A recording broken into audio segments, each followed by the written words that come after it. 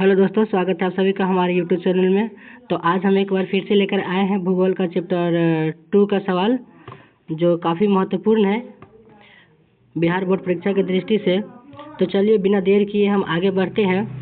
आपका पहला सवाल है, भारत में मैदान कितना प्रतिशत है? भारत में मैदान कितना प्रतिशत है? तो आपका सही जवाब हो जाएगा मैदान 43% है। ए ऑप्शन सही हो जाएगा। आपका सही जवाब हो जाएगा ए। अगला सवाल है, भारत में सबसे अधिक कौन सी मिट्टी पाई जाती है? तो भारत में सबसे अधिक जो मिट्टी पाई जाती है वो है लाल एवं पीली मिट्टी। लाल एवं पीली मिट्टी सबसे अधिक पाई जाती है। आपका अगला सवाल है,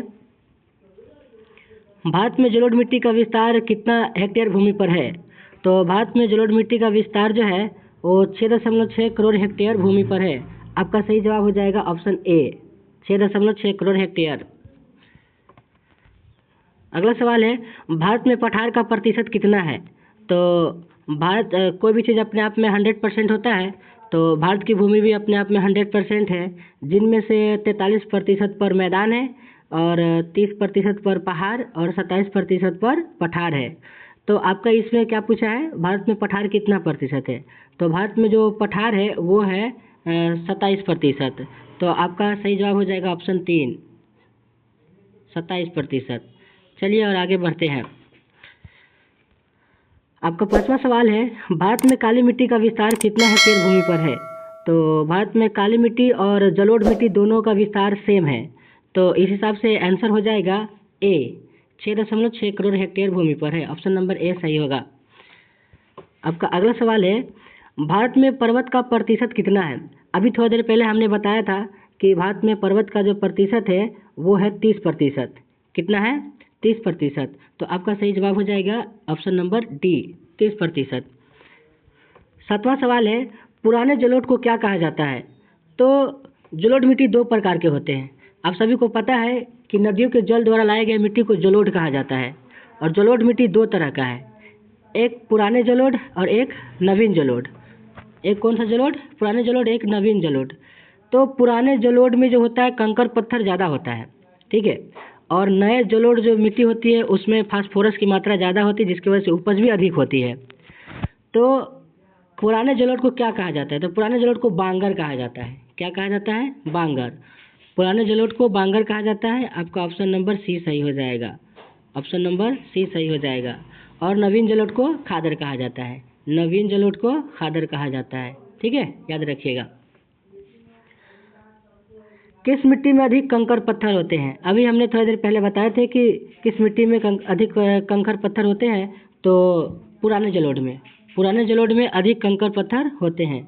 तो आपका ऑप्शन नंबर ए सही हो जाएगा, ठीक है। आगे बढ़ते हैं।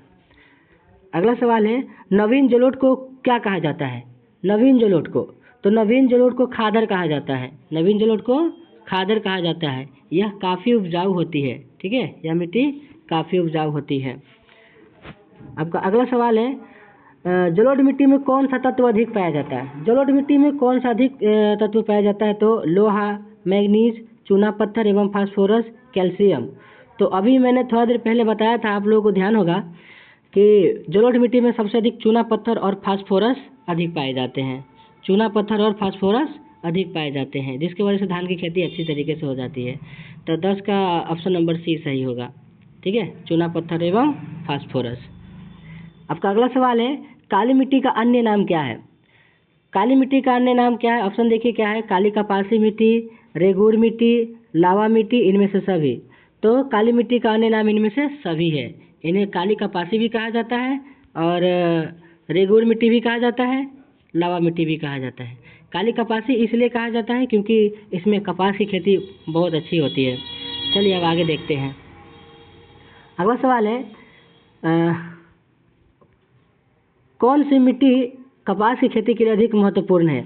अभी हमने बताया है कि काली मिट्टी कपास की खेती के लिए अधिक महत्वपूर्ण है। तो आपका सही जवाब हो जाएगा डी नंबर ऑप्शन, काली मिट्टी। काली मिट्टी। आपका अगला सवाल है, काली मिट्टी का विस्तार सबसे अधिक कहाँ है? गुजरात, महाराष्ट्र, केरल, बिहार। तो काली मिट्टी का सबसे अधिक विस्तार जो है वो महाराष्ट्र में है।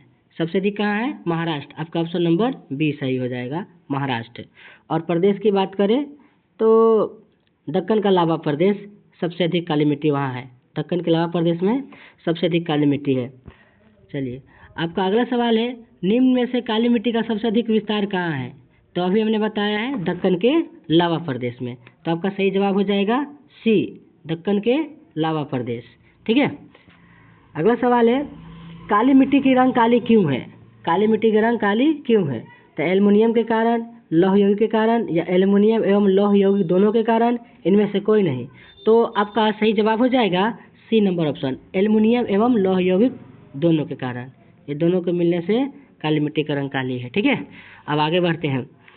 आपका अगला सवाल है, पंजाब एवं हरियाणा के कितना प्रतिशत भूभाग पर कृषि कार्य की जाती है? तो दोनों को मिला करके 80% भूभाग पर कृषि कार्य की जाती है। आपका ऑप्शन नंबर सी सही हो जाएगा। ठीक है, ऑप्शन नंबर सी सही हो जाएगा, 80%। चलिए, अब आगे बढ़ते हैं। आपका अगला सवाल है, पंजाब में भूमि निम्नीकरण का क्या कारण है? तो पंजाब में भूमि निम्नीकरण का सबसे खतरनाक कारण है अत्यधिक सिंचाई। वहाँ सिंचाई अधिक होती है, जिसके वजह से वहाँ के भूमि में ह्रास आ गया है, जिसे भूमि निम्नीकरण भी कहा जाता है। पंजाब में भूमि निम्नीकरण का मुख्य कारण क्या है? अत्यधिक सिंचाई। आपका ऑप्शन नंबर ए सही हो जाएगा। अगला सवाल है, बिहार में अति जल दोहन से किस तत्व का संकेंद्रण बढ़ा है? तो अति जल दोहन से आर्सेनिक का संकेंद्रण बढ़ गया है, आर्सेनिक का, जिसे हम संखिया भी बोलते हैं, संख्या नहीं संखिया बोलते हैं। ठीक है, आर्सेनिक। ऑप्शन नंबर ए आपका सही हो जाएगा। अगला सवाल है, मेढक के प्रजनन को नष्ट करने वाला रसायन कौन है? तो मेढक के प्रजनन को नष्ट करने वाला रसायन जो है वो है एंड्रीन। क्या है? लीजिए। ठीक है। चलिए, आपका अगला सवाल है, सोपानी कृषि किस राज्य में प्रचलित है? सोपानी कृषि, तो सोपानी कृषि आपका उत्तराखंड में प्रचलित है। सोपानी कृषि उत्तराखंड में प्रचलित है। आपका ऑप्शन नंबर सी सही हो जाएगा। ठीक है। चलिए, आगे देखते हैं। आपका अगला सवाल है, विश्व के कुल जल के आयतन का कितना प्रतिशत जल महासागर में है? 95%, 95.5%, 96%, 96.6%। वैसे किताब में हमने पढ़ाया है 96.5%, लेकिन ऑप्शन में 96.6 है, तो हम 96.6 पर ही टिक लगाएंगे। ठीक है, ऑप्शन नंबर डी सही होगा, 96.6%। चलिए, अब आगे बढ़ते हैं। आपका अगला सवाल है, मरुस्थलीय मृदा का विस्तार सबसे अधिक कहाँ है? तो मरुस्थलीय मृदा का सबसे अधिक विस्तार राजस्थान में है। कहाँ है? राजस्थान में। मरुस्थलीय मृदा का विस्तार सबसे अधिक कहाँ है? राजस्थान में। अगर आप इसी तरह के क्वेश्चन पाना चाहते हैं हमारे यूट्यूब चैनल को सब्सक्राइब कर लीजिए और बेल आइकन भी दबा लीजिए, ताकि इस तरह के VVI क्वेश्चन आपको मिलते रहेंगे। ठीक है, ये था दूसरा चैप्टर का, सेकेंड चैप्टर का ये ख़त्म हो गया है। ठीक है, हमने 2 चैप्टर तक का ख़त्म कर दिया हुआ है। आप फर्स्ट चैप्टर का भी मैंने बता दिया, ऑब्जेक्टिव VVI, वो मेरे पहला वीडियो में है, वो जाकर के आप देख सकते हैं। डिस्क्रिप्शन में हमने लिंक दे रखा है। ठीक है, अगर हमसे कोई बोलने में कोई दिक्कत हो रहा है तो सॉरी, नया वीडियो अभी है, नया ही बना रहे हैं, इसके वजह से दिक्कत हो रही है। ठीक है, फिर चलते हैं, जब तक के लिए बाय।